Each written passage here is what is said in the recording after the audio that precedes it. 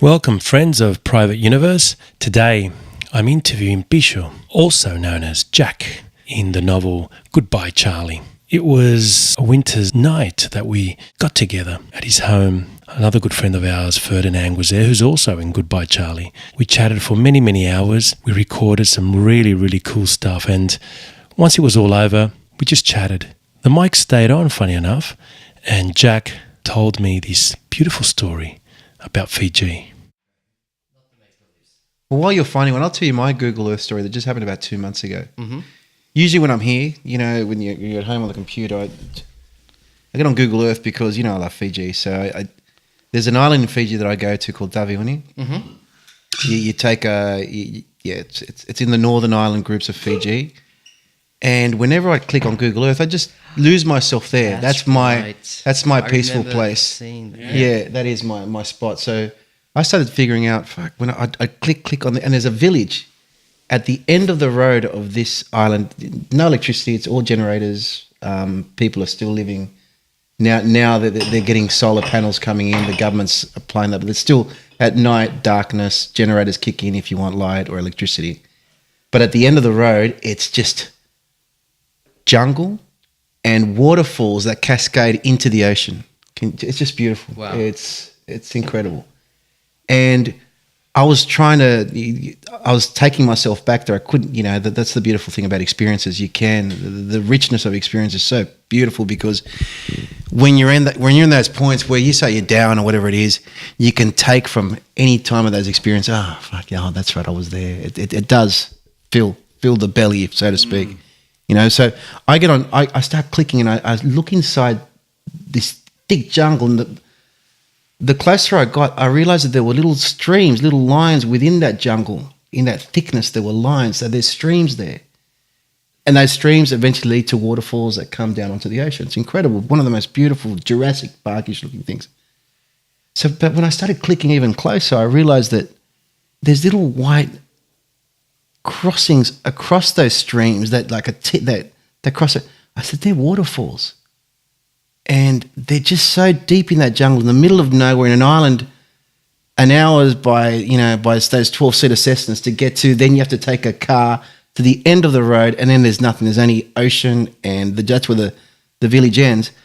And there's waterfalls in there. So I said, okay, when I finish all my work, I had to work there for about 3 weeks. I had another 2 weeks so I could just relax. I said, my goal is to try and get to that place. And I knew the villages because I stay there all the time. And there's no hotels there. It's just pretty much village living. And they know me from a while back. I've sort of been working on some projects with them as well. They sort of trust me as well because I'm not like those typical govalangis, as they call us. They just take. I always, I always try and give. But I wanted to go to this place, right? So I knew that it wasn't an easy ask. So in this village, there's usually 2 guides that bring people. It's a very beautiful place. So there are guides that take you through some treks, do some caves close to the village. But I wanted to get to those ones that were only accessible by boat. Then you had to trek inland. And I remember I asked them, and the guide that I knew mainly, he said to me, no, John, it's very dangerous. It's hard to get to. The oceans are rough. And by that stage, I only had 2 days to do this in this village. I was going to go somewhere else and do some diving. So I just had my time pretty much planned there. So we were drinking kava at night. We just, drink kava, and I'd always bring a bottle of rum, which for them is like a week's wage. So, I'd bring rum, some ciggies. And I was desperate. I wanted to get to this place. And I was asking around, and they're all saying the same things. In this little, in this kava session, there was about 15 villagers in there, just, drink. And friends, maybe more, maybe about 20 people. And I said, look, I go, you guys, I see on Google Earth that these streams there, and there's waterfalls. And I was saying, they said there's hundreds of waterfalls in there. Our ancestors have villages up there. But then the other guide kicked in, the guy that I knew goes, but it's very dangerous to get to. There's wild pigs, there's snakes, there's eels, and you have to do some really serious trekking with machetes. It's pretty. And I got desperate. I said $300. Put the money $300 on the run to whoever could take me to this cave tomorrow. And they all the Fijians are funny. They'll just start laughing when someone makes a really crazy falls. They're all these tough blokes. And the other guy's no. But the other guy, Gabriel, I sort of saw him, and he was sort of intently, and they started whispering amongst themselves. So I thought, I might have an in with this guy. So I go outside and have a ciggy, and Gabriel, the guy, comes out and he said, John, you really want to get to this place? $300? I said, look, if you can take me tomorrow, there's the $300. I've got it here. You just pick me up. And he goes, well, don't worry about the other guy. He doesn't know. He doesn't have a boat, for starters.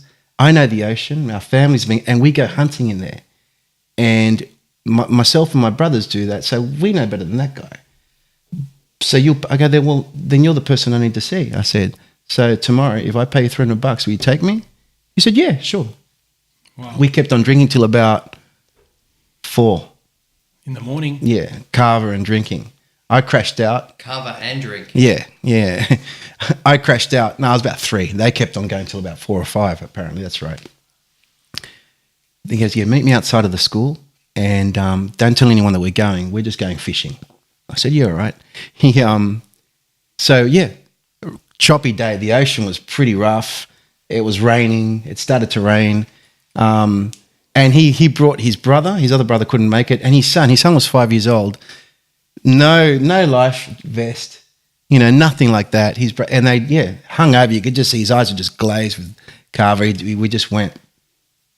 We go through this ocean and really choppy, and in the middle of nowhere. Fuck. So if anyone falls over, even if this kid falls over, a little boat. Little boat. Oh, it would have been, about 3 meters, 3.5 meters long as one. No cover, one engine, choppy seas. I'll show you some video and stuff of it. And firstly, we go and see those waterfalls. I'd already seen that before. It's a bit of a touristy thing, but I wanted to go inland. But it was choppy as. So he said to me, look, we're going to try and land as close as we can to the edge there. It's a reef.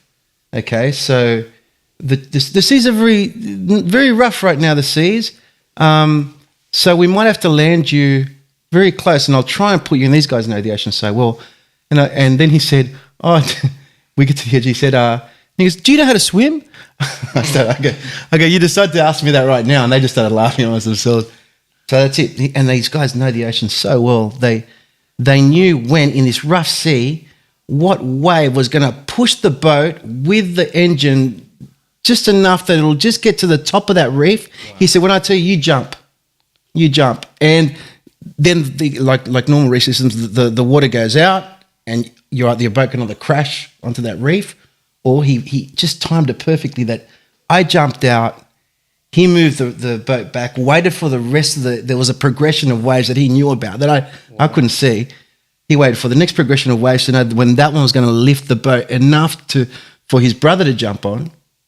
And before that, he was telling me, look, we'll take the boat further in, and then you've got to walk in. There's 3 systems of waterfalls. You're going with my brother, but then you're going to meet us here. Eventually you walk. And sure enough, we did, man. We trekked in through this fucking just boulders, wet boulders. It was raining too. I just had some reef shoes. These guys had no shoes. Wow. My feet were sore as with reef shoes. Kids as well. The kid was well. They're just walking around barefoot up through there. Amazing place. I was actually in this to get to that. I'll show you some photos. Amazing. And then I come back out of that before going to the last set of caves, and Gabriel said, you know what, you're the first. I said, oh, what do you mean? I actually was recording this now. I said, oh, what do you mean I'm the first? He said, we usually take people to have a look at the waterfalls on that one side on the boat, but no one's ever decided to go inside there. No, and I said, so I'm the first Kaivalangi, which Kaivalangi means white man. He goes, yeah, you're the first person that we've ever taken inside those cave systems. Wow. And he also said, and there's also in that place, because during the time he was telling me, our ancestors used to live inside this dense forest. Wow. And and there's outposts when they were guarding that part of the island, the village or the tribe, that have outposts. So the outposts are inside that jungle, inside that canopy on top of a cliff or on top of just a densely jungle-clad mountain. And we've got some there, and then you can travel inland for another hour, and that's where our village is, and that's where our the old village is. We moved down. And I said, okay, the next time I come, I'm going to pay you to take me to that place. Village? Yeah. Yeah, it Wow, was. so It was. it's already Yeah, and and again, I think he was also saying that area, I think, is also taboo. So to take me in there, that's why they were talking amongst themselves. They didn't want to take me in there for not just for safety reasons, because they do it all the time. I think it's taboo. It belonged to. Yeah, so it was funny. Yeah, he said, "Oh, you're the first." I thought, "Oh, fuck, that's amazing." That there are still pockets where Well, you must have gained their trust enough to Yeah. for them to I go there a consider. lot. Yeah. No, that says a lot about you as a person, I suppose. Being there you went so many times. Yeah, and yeah. You've done your time, I suppose. 'Cause, Yeah, exactly. Wow. How many people go in there, gave a lung, as they say, and just take, and they see that. And again, and the worst thing they assume is that these people are uneducated and blah blah blah. But they can sense, they can spot, like anybody. They can spot someone trying to hustle them, someone trying to take advantage. And I guess, probably I did earn some sort of trust. I've been there a lot of times. I've never, if anything, every time I go there, I usually just leave the clothes, shoes, anything that I don't need, I give to people. I never ask for anything really in return. And there are people that go and do projects there, and it's really just to glorify their own business or their brand. Yeah. I've never done that. I don't really post that kind of stuff either. So, it was I think amazing. There are still pockets of this earth that can still take you to really isolated places. It was beautiful. amazing experience. See, he's a philanthropist, see? And you, what the fuck? Well, who can take that experience away from you, eh? Yeah. No one. Mm-hmm. Yeah. Even though you haven't posted or anything, but No. And again, I share these experiences with just you guys. I don't like there's something I think that loses it when it's you do it for the wrong reasons. I really did it because that was, I still remember clicking on those Google Earth images and saying, this is just my personal journey. But I don't want to show off to my friends. I know that my friends care for me and I care for them. And I think this is a story that is just something that we do say amongst friends. Nothing to big note. But yeah, fuck, it was amazing. It still is. Those experiences, you think, who's going to take them away? How rich am I? That's richness to me. The cars and everything like that. Fuck it, because when you're depressed, you can't think of. Some people do. I guess they think of their cars. It's just these experiences you can think of that you can draw back on and just feed you But again. it still took a lot of courage. I can imagine if everyone said no and you still insisted, and then it was choppy and raining. Oh. It took a lot of fucking courage. Yeah, it was. Jeez. But again, courage for us, but then they were fine. He took his 5-year-old kid without a life jacket. For them, it wasn't a risk, and it wasn't really. But it isn't. That's it. We've been conditioned to believe that everything is a risk. So when somebody says, "Hey, let me build a cave," they think, "Okay, you've lost the plot. There are risks. There are snakes. It's outside of There are spiders. There are, I love bears." Well, a lot of people that don't have. I can show you. The actual. The natural reaction is why? Why would you like to do this?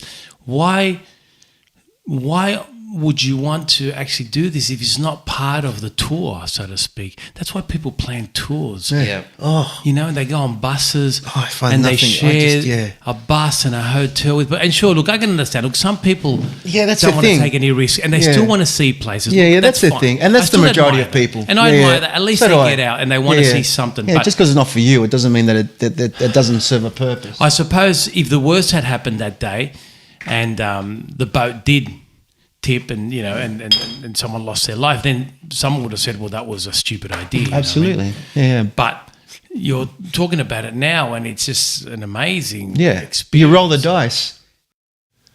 That was Jack talking about his beloved Fiji with incredible passion.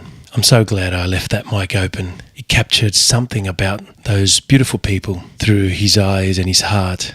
My friends, there's more to come. There's more there that I'm going to put up a little bit at a time.